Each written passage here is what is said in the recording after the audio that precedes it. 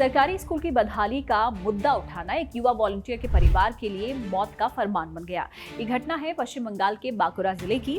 अपने गांव के प्राइमरी स्कूल की कुछ खामियों को दिखाने के लिए 25 साल के युवा वॉलंटियर शेख अब्दुल हफीज पर कुछ लोगों ने हमला कर दिया। अब्दुल कॉकरोच जनता पार्टी के स्कूल ठीक करो अभियान के तहत स्कूल को चेक करने पहुंचा था।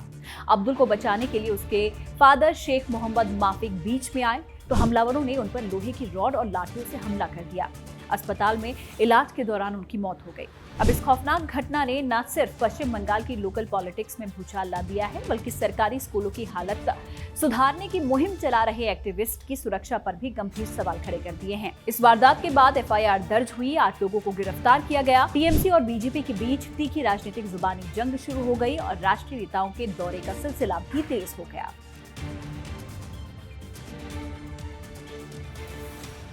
इस ट्रेजेडी की जड़ें जुलाई 2026 में दिल्ली के जंतर मंतर पर हुए स्टूडेंट आंदोलन से जुड़ी हुई हैं।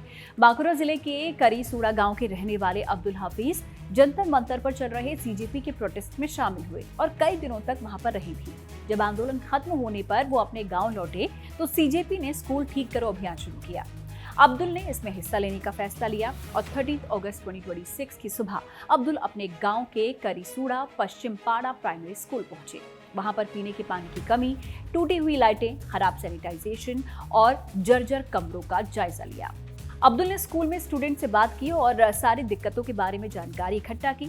उसके बाद टीचर्स से मुलाकात की और स्कूल ठीक करो कैंपेन शुरू करने की परमिशन मांगी। उनसे कहा गया कि वो दूसरे दिन आए, लेकिन उसी शाम गांव में खबर फैल गई कि अब्दुल ने सरकारी स्कूल की पोल खोल दी है।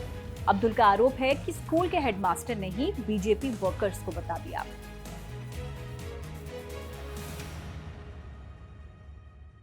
13 अगस्त 2026 की रात लगभग 8 बजे के बीच अब्दुल हफीज अपने घर पर थे और करीब 10 से 15 हमलावरों की भीड़ ने लोहे की रॉड, सब्बल और लाठी डंडों से लैस होकर अब्दुल के घर पर धावा बोल दिया। हमलावरों ने घर में घुसते ही अब्दुल को पीटना और थप्पड़ मारना शुरू कर दिया। खुद को बचाने के लिए अब्दुल किसी तरह भागकर कमरे के अंदर घुसे और दरवाजा अंदर से बंद कर दिया। और जब अब्दुल के 50 साल के पिता शेख मोहम्मद माफिक ने अपने बेटे को बचाने की कोशिश की, बीच बचाव किया तो भीड़ उन पर टूट पड़ी। हमलावरों ने माफिक पर लोहे की रॉड और सब्बल से ताबड़तोड़ हमले किए। वो गंभीर रूप से घायल हो गए। अब्दुल के मुताबिक हमलावर उनका मोबाइल फोन भी छीन कर ले गए, जिसमें स्कूल के वीडियो और धमकियों की रिकॉर्डिंग्स मौजूद थी।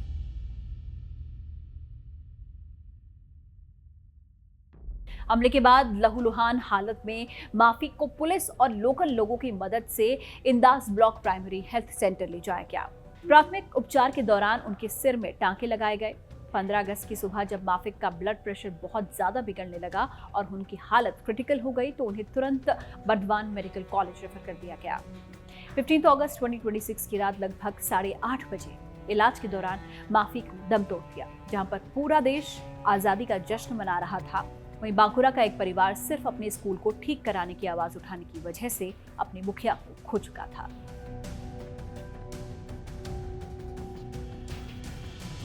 माफिक की मौत के बाद पूरे इलाके में तनाव फैल गया। उनकी पत्नी और अब्दुल की मां हसीना बेगम ने इंदास पुलिस स्टेशन में एक रिटन कंप्लेंट दर्ज करवाई। पुलिस ने बीएनएस की धाराओं के तहत आपराधिक साजिश, जानलेवा हमला और मर्डर का केस दर्ज किया। शिकायत दर्ज होने के बाद पुलिस ने कार्रवाई करते हुए अब तक कुल 8 लोगों को गिरफ्तार किया है।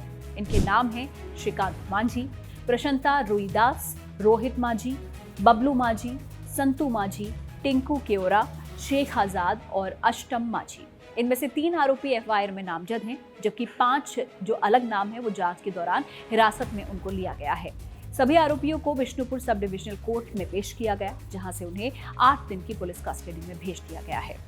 पश्चिम बंगाल पुलिस का कहना है कि वो मामले की निष्पक्ष जांच कर रही है और किसी भी दोषी को बख्शा नहीं जाएगा। लेकिन शुरुआती बयानों में पुलिस ने कहा था कि माफिक को शुरुआत में मामूली चोट आई थी और बाद में बीपी बिगड़ने की वजह से अस्पताल में उनकी मौत हुई, जिस पर सीजेपी और पीड़ित परिवार ने सख्त नाराजगी जताई थी।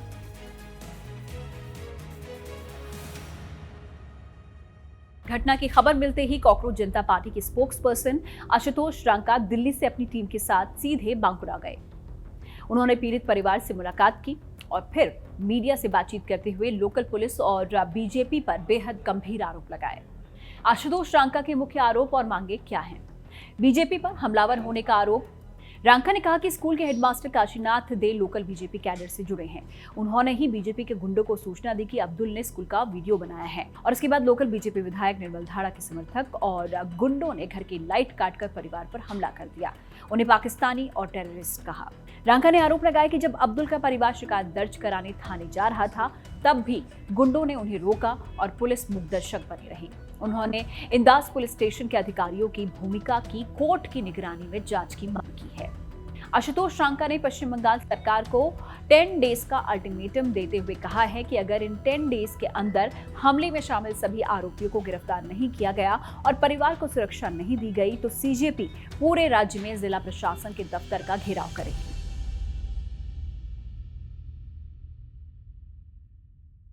इस घटना के बाद पश्चिम बंगाल की पूर्व मुख्यमंत्री और तृणमूल कांग्रेस के लीडर ममता बनर्जी भी हरकत में आ गई हैं। उन्होंने पीड़ित अब्दुल हफीज को फोन किया और उनसे बातचीत की। ममता ने उनके पिता के निधन पर अफसोस जताते हुए ये भी कहा कि टीएमसी इस मुश्किल वक्त में उनके परिवार के साथ खड़ी है। टीएमसी का एक डेलीगेशन परिवार से मिलने उनके घर भी गया। रिपोर्ट्स के मुताबिक टीएमसी परिवार को लीगल एड भी प्रोवाइड करने जा रही है। तो वहीं बीजेपी की लीडरशिप ने इन आरोपों को पूरी तरीके से खारिज कर दिया है। बीजेपी नेताओं का कहना है कि इस हत्या में उनकी पार्टी का कोई हाथ नहीं है और ये दो गुटों के बीच का पर्सनल विवाद है जिसे राजनीतिक रंग दिया जा रहा है।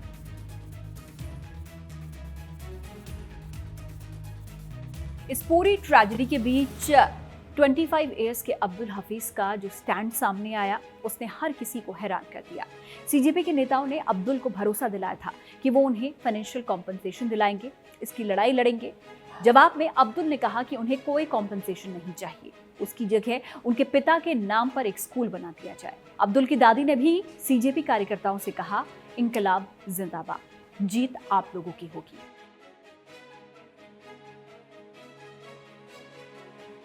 फिलहाल करीसुंडा गांव में तनाव को देखते हुए भारी पुलिस बल को तैनात किया गया है और पुलिस ने 8 आरोपियों को रिमांड पर लेकर पूछताछ भी शुरू कर दी है और बाकी बचे 2 नामजद आरोपियों की तलाश में छापेमारी जारी है। दूसरी तरफ सीजेपी कार्यकर्ताओं और एसएफआई जैसे कई छात्र संगठनों के प्रतिनिधियों ने गांव में डेरा डाला हुआ है। सीजेपी ने साफ कर दिया है कि अब्दुल के पिता की याद में स्कूल ठीक करो आंदोलन को अब स्टेट लेवल पर तेजी से चलाया जाएगा। अब्दुल हफीज का ये मामला सिर्फ एक हत्या का केस नहीं रहा बल्कि ये इस बात की नजीर बन गया है कि देश के ग्रामीण इलाकों में बदहाल सरकारी स्कूलों की आवाज उठाना कितना जोखिम भरा काम हो चुका है। अब देखना यह है कि प्रशासन 10 दिन के अल्टीमेटम के अंदर अब्दुल के पिता को न्याय दिला पाता है या फिर नहीं। जाते जाते इस कॉन्टेक्स्ट में आपको एक कविता सुनाते हैं। प्रदीप सैनी की लिखी इस कविता का टाइटल है स्थानीयता। ये कविता आपको ज्यादातर असरदार ढंग से बताएगी कि कैसे लोकल लेवल के संघर्ष अमूमन जानलेवा होते हैं। आसान है करना प्रधानमंत्री की आलोचना, मुख्यमंत्री की करना उससे थोड़ा मुश्किल। विधायक की आलोचना में खतरा जरूर है लेकिन ग्राम प्रधान के मामले में तो पिटाई होना तय है। अमेज़न के वर्षा वनों की चिंता करना कूल है, हिमालय के ग्लेशियरों पर बहस खड़ी करना थोड़ा मेहनत का काम। बड़े पावर प्लांट का विरोध करना एक्टिविज्म तो है जिसमें पैसे भी बन सकते हैं, लेकिन पास की नदी से रेत बजरी भरते हुए ट्रैक्टर की शिकायत जानलेवा है। स्थानीयता के सारे संघर्ष खतरनाक हैं, भले ही वे कविता में हों या फिर जीवन में। इस कविता के साथ आपको छोड़े जाते हैं। आप देखते रहिए जिंगामात।